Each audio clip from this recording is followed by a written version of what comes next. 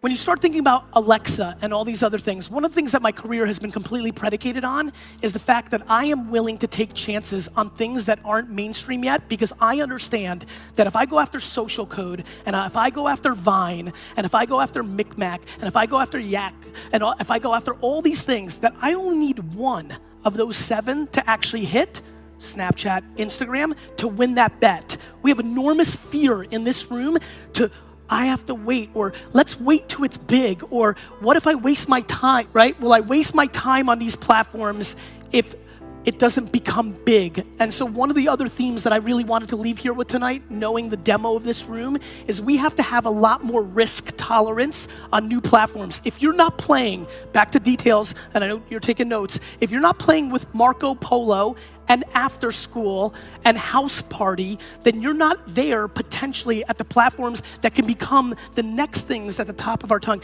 How many people here, let's be really honest.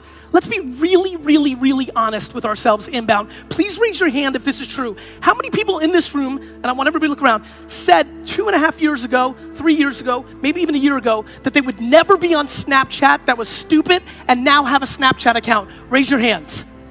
Raise it high, higher. This is where all the action is. This is where all the action is. This is the opportunity in this room.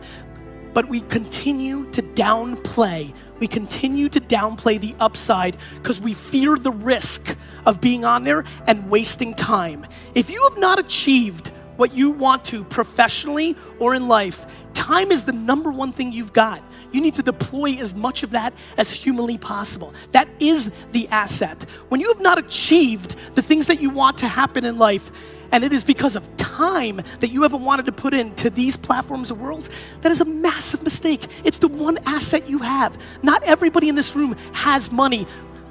It's true. You agree, right? So are you gonna work your fucking face off? Thank you. It's the one thing we have. It's the one thing we have because everybody wants to come up with excuses. I spend my life reading excuses on social media and my inbox. I'm this, I wasn't born that way, I wasn't born here, this, I'm a female, I'm an immigrant, I'm a minority, I'm transgender. Excuses. Reality, by the way, I truly believe those are disadvantages. I'm not naive to the shortcomings of this country. The problem is, nobody cares. The market doesn't care. So we sit and we dwell, and that's what do you think we've been doing for the last month? And what we're gonna do tomorrow morning, we're gonna dwell and complain, and that's utter defense instead of going on the offense. And so we spend unbelievable amounts of time dwelling and wasting our time on dumb shit. Like people literally email me and say, you're so lucky, and I wish this was happening to me. And then the third tweet or the third Instagram post is, awesome Saturday. Stayed home and watched an entire season of fucking Game of Thrones. We need to start understanding how big this opportunity is, because for everybody in this room, you will sit back in 20, 30 years and regret if you didn't execute in this era. And by the way, I don't want to hear that this is for 20 and 30-year-olds. 40, 50, 60, 70. It's an equal playing field if you're willing to be a practitioner and understand the ecosystem that I've been speaking about tonight. There's never been a better time. Look, it's very obvious. These kind of characters, there was no respect for 20-year-olds in the business world 20 years ago when I came out, but now because of technology, there's a lot of organizations that absolutely respect 20 and 30-year-olds. Also, what is happening is I'm spending so much time with 40 to 60-year-old executives who are dwelling and are upset and tell me dumb shit like, but Gary, I didn't grow up with this shit. Neither did I, Alice. I was 20 before I even was on a computer. I didn't grow up with this shit. I figured it out. And so I sit there and see completely capable operators that have made it happen for the last 20, 30 years being crippled by, I don't understand how Snapchat works. It's so confusing. We're just filled with excuses. We are. People are just losing their hunger. And then, by the way, let me get really mad for 2 seconds with my fancy rich friends.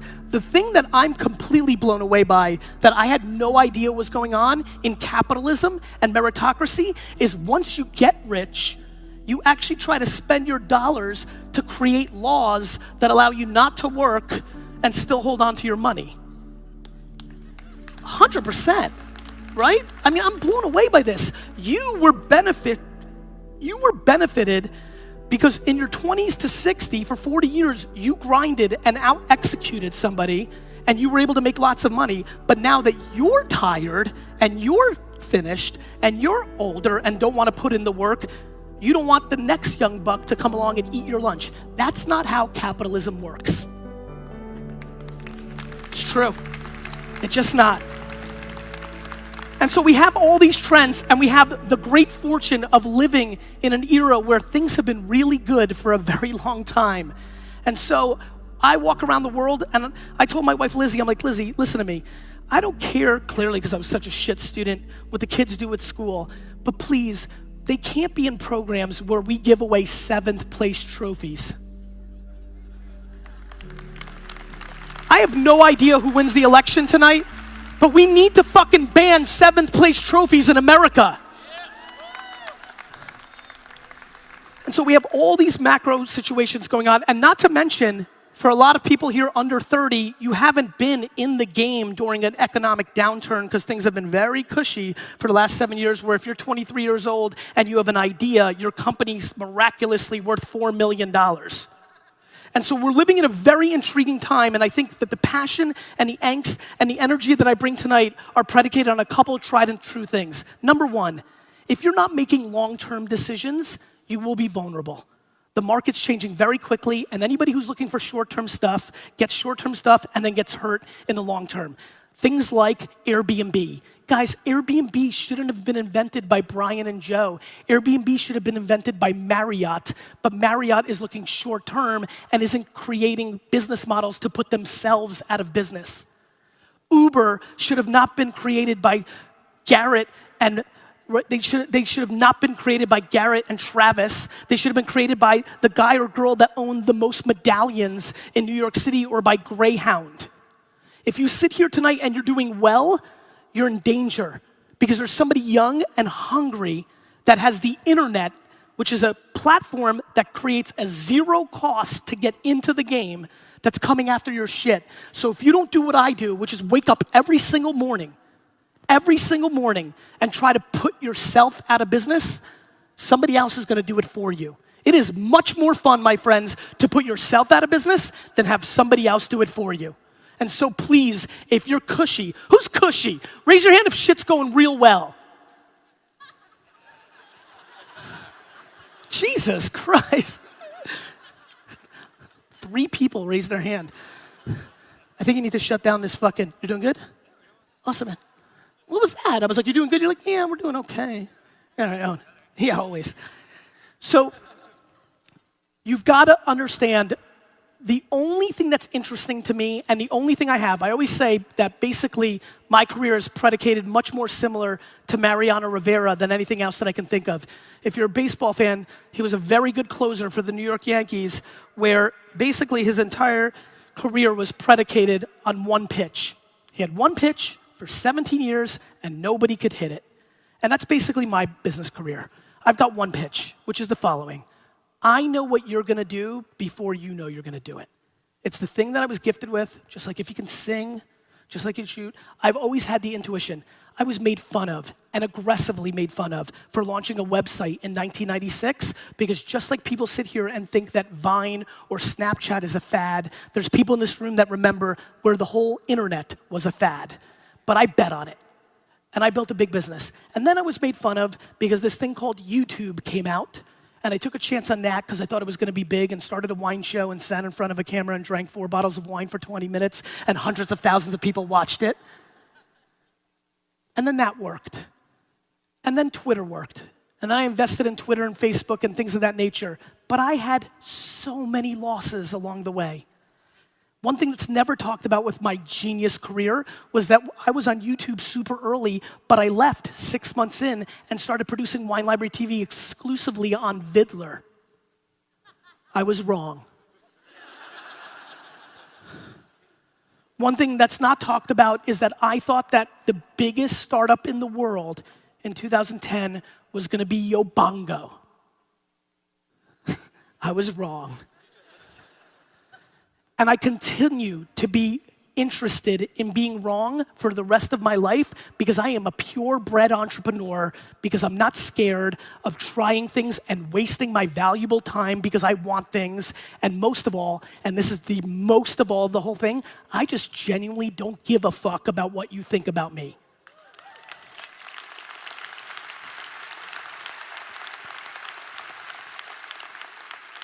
Balanced with, I really care about what everybody says about me. And in that friction, and I mean that, you have to deploy real ego and real humility around this course because we live in that world. But if I could inspire anything in the time that I was here today, it's very simply this. Please do me one favor. I'm gonna wrap it up with this, and this matters so much to me. Please, whatever it takes, call your grandmother, go to your great-grandfather's burial spot, go back to the old country, go to a shelter, do something. Do something that recalibrates your perspective on what is actually going on here. We have never had it better. My friends, I'm gonna leave you with a very interesting data point. You guys like data? Who likes data? Great, let me give you some fucking data. More people in America will die from a coconut falling out of a tree and hitting you on the head and killing you than terrorism. Yeah. I see you tentative like, is he fucking serious? I'm dead fucking serious.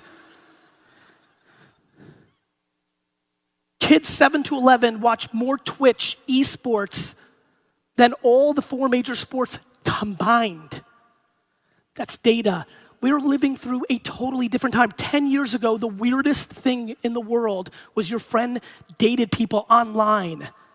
Now every single person swipes to the left and right 24/7.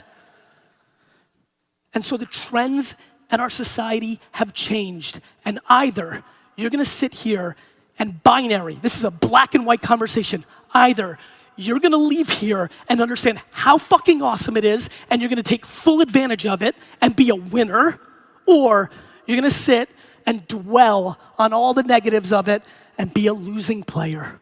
It's just the truth. It's not complicated.